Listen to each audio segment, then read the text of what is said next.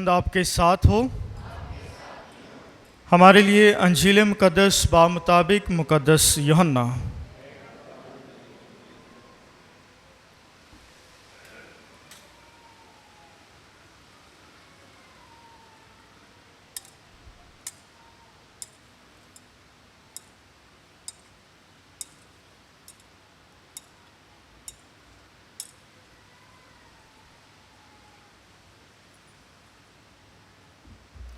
उसके 6 बाब में से।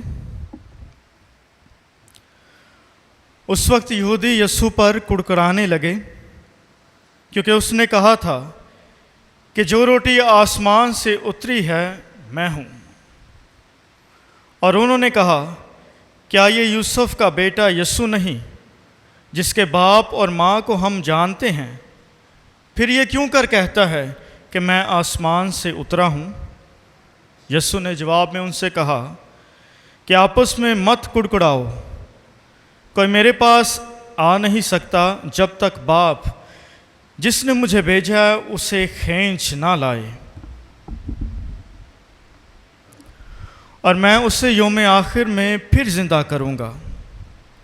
सहाइफ़े अंबिया में लिखा है कि वो सब खुदा से तालीम पाएंगे, और जो कोई बाप की सुनता और उससे तालीम पाता है वो मेरे पास आता है। यूँ नहीं कि किसी ने बाप को देखा है, मगर जो खुदा की तरफ से है उसी ने बाप को देखा है। मैं तुमसे सच सच कहता हूँ, जो ईमान लाता है वो हमेशा की ज़िंदगी रखता है। ज़िंदगी की रोटी मैं ही हूँ। तुम्हारे बाप दादा ने बियाबान में मन खाया और मर गए। ये वो रोटी है जो आसमान से उतरती है, ताकि जो उसमें से खाए वो ना मरे। मैं वो ज़िंदा रोटी हूँ जो आसमान से उतरी है। अगर कोई इस रोटी में से खाए तो हमेशा तक ज़िंदा रहेगा, और जो रोटी जहान की ज़िंदगी के लिए मैं दूंगा वो मेरा गोश्त है। अंजील मुक़द्दस के वसीला से हमारी ख़ताएँ मुआफ़ की जाएँ। सब तशरीफ़ रखें। मसीह खुदा में मेरे अज़ीज़ों, आए एक बार फिर खुदा का शुक्र अदा करते हैं कि खुदा ने हमें ये फ़ज़ल अता किया है, ये बरकत दी है और इस लायक ठहराया है कि हम आज खुदा के घर में आकर उसके कलाम को सुन सकें और अपनी ज़िंदगी के लिए एक नया पैगाम लेके जा सकें। हम पिछले 2-3 इतवारों से यूहन्ना की अंजील में से तलावतें सुनते आ रहे हैं। यूहन्ना उसका 6 बाब, जिसमें बारहा ज़िंदगी और ज़िंदगी की रोटी की बात की जाती है। और यीशु आज फिर कहता है कि ज़िंदगी की रोटी मैं हूँ। यानी ये अल्फाज मैं होना, खुदावंद यीशु मसीह इस बात का दावा कर रहा है कि आसमान से उतरी हुई रोटी मैं ही हूँ। और हमने पिछले इतवारों में सबसे पहले तो ये जिक्र सुना कि जब लोग देखते हैं कि यीशु पार जा रहा है तो पहले उससे जा पहुँचते हैं। और फिर यीशु क्या करता है कि 5000 को सैर करता है। कितनी रोटियों से? 5 रोटियों से और 2 मछलियों से। लोग खाते पीते हैं। और उसी इतवार हमने पहली तलावत में से सुना था कि एलीशा नबी, जो एलियास का शागिर्द है, एलियास नबी का शागिर्द था, एलीशा नबी के पास लोग आते हैं, 100 लोग आते हैं। और वो आकर उससे क्या कहते हैं, जब उसके पास आते तो अपने शागिर्दों को कहता है कि इन्हें कुछ खाने को दो। तो एलीशा नबी के शागिर्द जो हैं वो उसके पास आके कहते हैं कि हमारे पास तो सिर्फ 20 रोटियां हैं। लेकिन वो क्या करता है, रोटियां लेकर दुआ करता है, बरकत देता है और तोड़कर तकसीम करता है। और वो 100 जो हैं वो 20 रोटियां खाकर सैर होते हैं। और लिखा है कि फिर भी उसमें से बच जाती है। और वही वाकया, वही तरीका जो है वो यीशु ने अपनाया कि रोटी लेकर दुआ की, बरकत दी और तोड़कर क्या किया है, तकसीम किया है। और लिखा था कि 12 टोकरे जो हैं वो बच गए थे। और लोग ये मौजज़ा देखकर क्या करना चाहते थे, उसे बादशाह बनाना चाहते थे। लोगों ने कहा कि ये बादशाह है जो हमें रोटियां देता है, रोटियां खिलाता है। लेकिन यीशु अपने शागिर्दों को अलहदा ले जाकर फिर कफरनहूम की तरफ जाता है। लोग उसके पीछे भागते हैं। उसे अगले दिन, पिछले इतवार की तलावतें हैं, उसके पीछे भागते हैं। और लोग कहते हैं कि सबसे पहले आकर सवाल करते हैं कि रबी तू यहां कब आया? और यीशु का जवाब क्या था? क्या जवाब था यीशु का? कि तुम इसलिए नहीं आए क्योंकि तुमने करिश्मे देखे हैं, बल्कि इसलिए आए हो क्योंकि तुमने, हाँ जी, की खादी? रोटियां खादियां ने। इसलिए आए हो कि तुमने रोटियां खाई हैं। लेकिन मैं तुम्हें वो जिंदगी की रोटी देने आया हूं और अच्छे चरवाहे की सूरत में आया हूं, ताकि यीशु ने कहा कि ये वो भेड़ें हैं जिनका कोई चरवाहा ना हो। और फिर यीशु ने अपनी आगोश में लेता है। लेकिन सोच क्या रखी थी उन्होंने कि जी बादशाह है, रोटियां मुफ्त मिलन दिया ने, तैसी भी नसी यीशु पीछे। आज फिर जब यीशु इस बात का दावा करता है कि ज़िंदगी की रोटी मैं हूँ, और आज एक और नबी का जिक्र बयान किया गया है पहली तलावत में, इलियास नबी का। लेकिन जब यीशु कहता है कि मैं ज़िंदगी की रोटी हूँ, दावा करता है, और जब यीशु ने कहा कि मैं हूँ, तो जो फ़कीह और फरीसी थे, जो तौरात को जानते थे, वो उनसे ये बात हजम नहीं हुई कि ये कैसे कह सकता है कि मैं हूँ। लफ्ज़ इस्तेमाल किया गया, यीशु ने क्या कहा? ज़िंदगी की रोटी। यूहन्ना की इंजील में अलामतें मैंने पिछले इतवार भी बयान की कि यीशु कहता है दुनिया का नूर, अच्छा चरवाहा, भेड़ों का दरवाज़ा। और आज यीशु क्या कह रहा है? ज़िंदगी की रोटी मैं हूँ। अब लोग जो हैं वो परेशान हो गए, उनसे ये बात हजम नहीं हुई। ध्यान से सुनिएगा, क्योंकि ये बात समझ में आएगी तो आगे बात समझ में आनी कि हुआ क्या था। लोगों से ये बात हजम नहीं हुई, क्योंकि लोग कहते थे कि हम तो तौरात को जानते हैं और हमें पता है कि किसने ये अल्फाज इस्तेमाल किए हैं कि मैं हूँ। क्योंकि मूसा, जब खुदा मूसा को चुनता है कि जाके इस्राएल कौम को मिस्र की गुलामी से आज़ाद करवा, और मूसा खुदा से कहता है कि खुदावंद मैं जाके क्या कहूँगा कि मुझे किसने भेजा है? तो फिर खुदा ने क्या कहा था कि कहना कि मैं हूँ जो हूँ और जो हूँगा।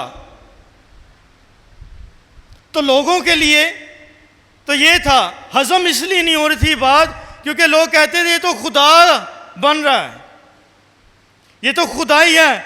और फिर लोग कहते हैं कि ये तो इंसान है और हम इसे जानते हैं, ये तो यूसुफ, इसके बाप का नाम यूसुफ है, बुढ़ाई का बेटा है, इसकी माँ का नाम मरियम है, तो ये किस तरह कह सकता है कि मैं हूं? गलते थे बनी सीना सारी कि लफ्ज इस्तेमाल किए, सुने मैं हूं, आसमान से उतरी हुई रोटी मैं हूं। तो लोग एकदम यीशु का नस्बनामा खोल के बैठ गए और क्या किया कि ये तो नासरत से है, इसके ख़ानदान को हम जानते हैं। और उस वक्त नासरत का शायद 30 घर होंगे, उस गांव में सिर्फ 30 घर होंगे। और इसलिए नतानियल भी क्या कहता था कि क्या नासरत से भी कोई अच्छी शय निकल सकती है? क्या नासरत से भी कोई अच्छी शय निकल सकती है?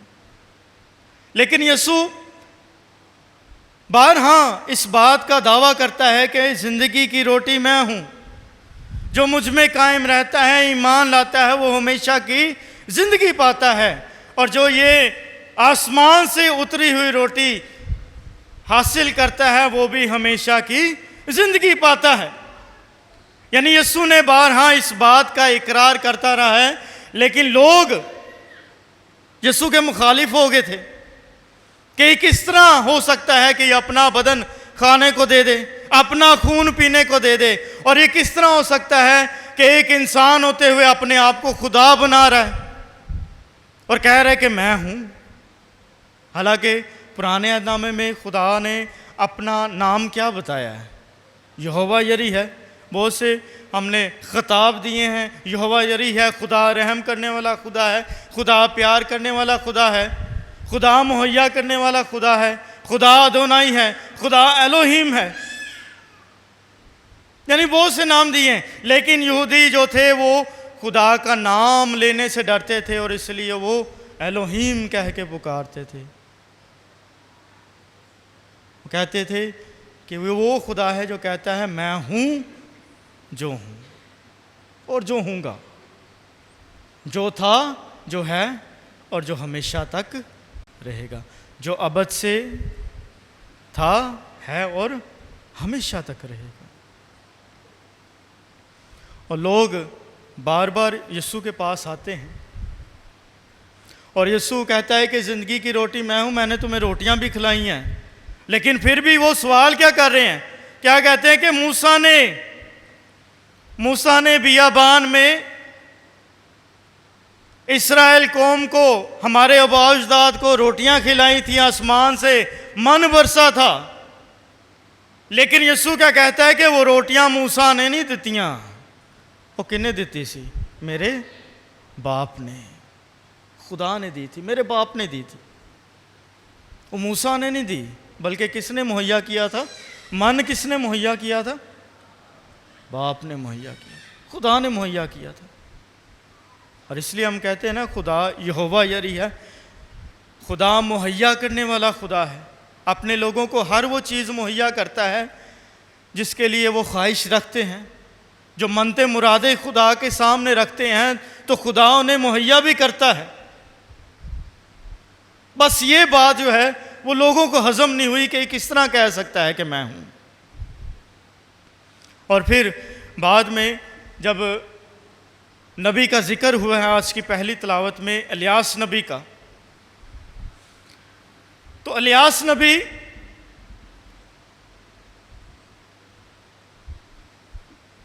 भागा है वहां से क्योंकि मलका उसके पीछे पड़ गई थी। और किस लिए पड़ी थी? क्योंकि उसने 450 जो उसके लोग थे उन्हें मार दिया था। और वो कहती थी कि अब तो नहीं मैं इसको बख्शूंगी। तो इलियास वहां से भागता है और भागकर जाके एक दरख्त के नीचे बैठता है जिसका नाम है रत्मा। दरख्त का नाम है रत्मा का दरख्त है। और रत्मा के दरख्त के नीचे बैठता है और वहाँ पर वही लोग बैठते थे, ध्यान से सुनिएगा, वहाँ पर वही लोग बैठते थे जो मायूस होते थे, जो थक जाते थे, हार जाते थे अपनी ज़िंदगी से, मायूस होकर बैठ जाते थे। और इल्म नफ्सियात कहती है कि उस वक्त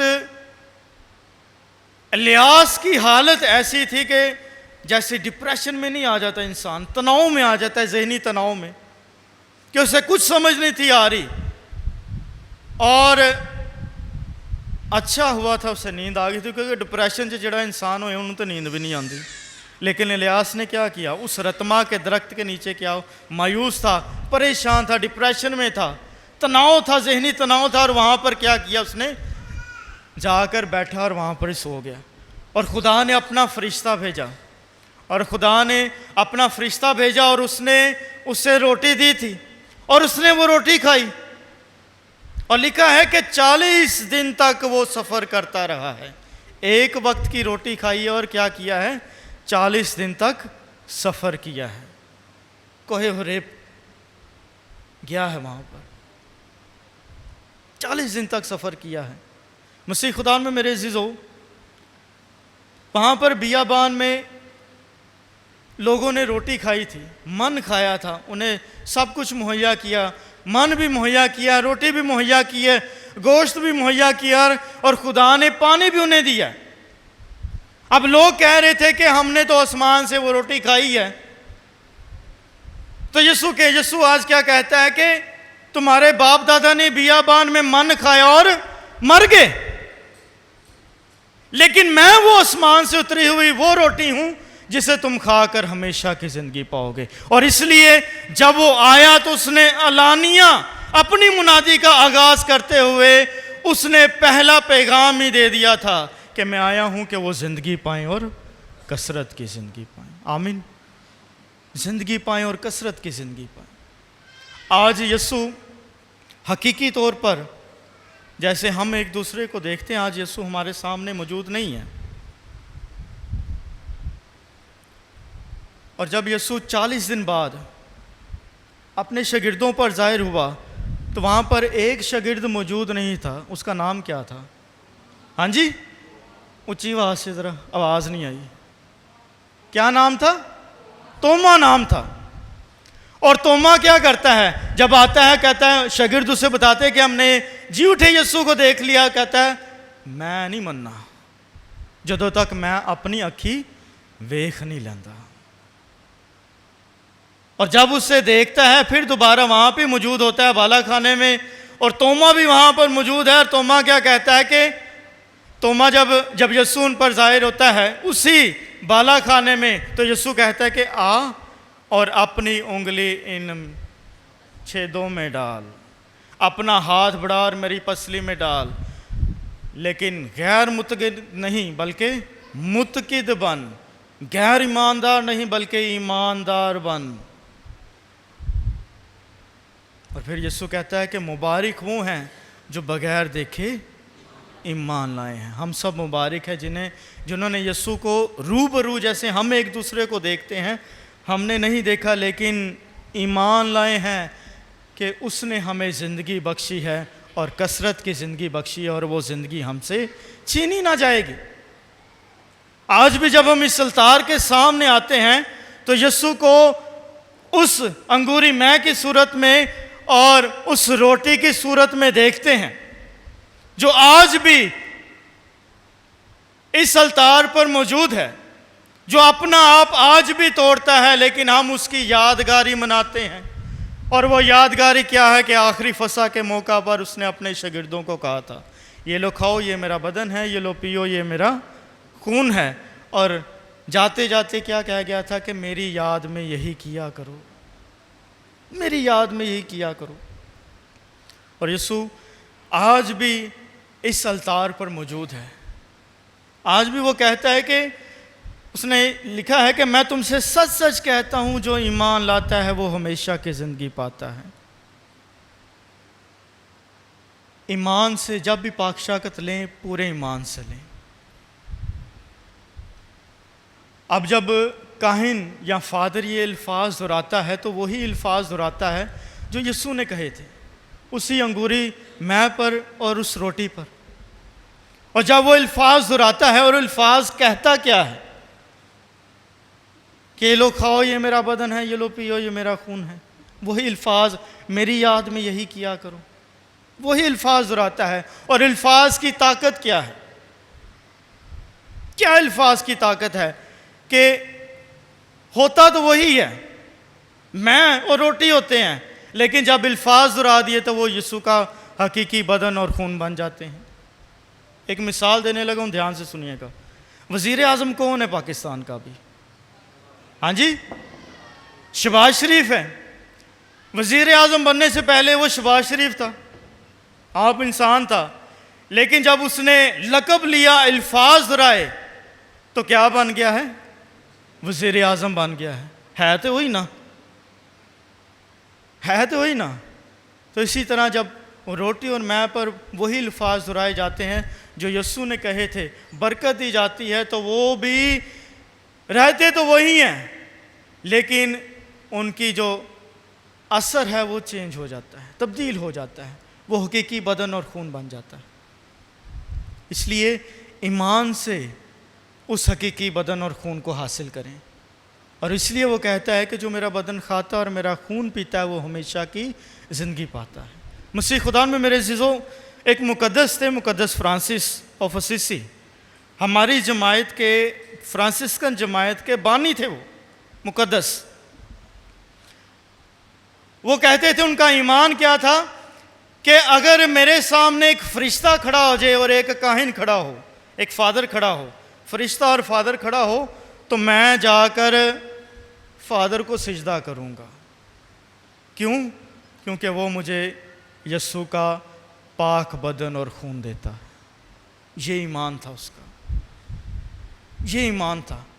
और 7वीं सदी में एक ऐसा वाक़या हुआ था, एक काहिन, शक आ गया उसके ज़हन में कि ये कैसे तब्दील होता है।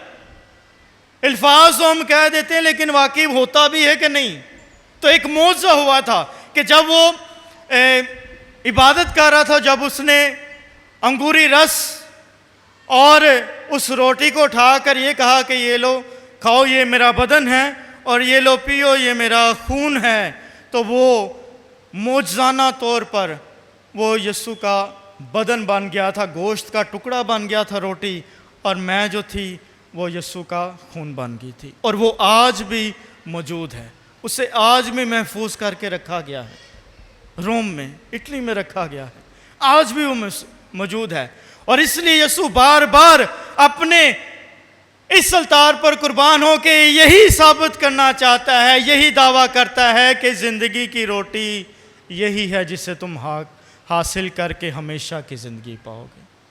इसलिए आज खुदा का कलाम हम सबों को दावत देता है कि मुतकिद बने, गैर मुतकिद ना बने, बेईमान ना बने, बल्कि ईमानदार बने, ताकि जब उसके अलतार के सामने आए तो उसके बदन को हासिल करें, अपनी ज़िंदगी को, अपनी ज़िंदगी के एक कदम को उसकी बादशाहत की तरफ बढ़ाएं, क्योंकि ये ज़िंदगी फ़ानी, इसने ख़त्म हो जाना है, ख़त्म हो जाना है। बहुत से ऐसे वाक़यात आज हमें मिलते हैं, आज भी मिलते हैं। तब भी वहाँ पर इलियास के भी मुखालिफ थे और यस्सु के भी मुखालिफ थे। लोग कहते थे कि किस तरह ये बदन दे सकता है अपना खाने को और खून पीने को दे सकता है। लेकिन कैथोलिक कलीसिया आज भी उसी ईमान पर खड़ी है। वो कलाम के साथ साथ खुदावंद यीशु मसीह का हकीकी बदन और खून भी देती है, ताकि इंसान कलाम से ईमान में मजबूत रहे और गोश्त यीशु का हकीकी बदन और खून हासिल करके हमेशा की ज़िंदगी का वारिस भी बने। इसलिए खुदा से दुआ है कि खुदा हमें ये तौफीक अता करे कि हम हमेशा ईमान में रहते हुए इस गिरजाघर में आएँ, खुदा के कलाम को सुने, ईमान में मजबूत हों और खुदा के बदन और खून को हासिल करके और रूहानियत में बढ़ते हुए हमेशा की ज़िंदगी के वारिस बन सकें। मसीह हमारे खुदावंद के वसीला से।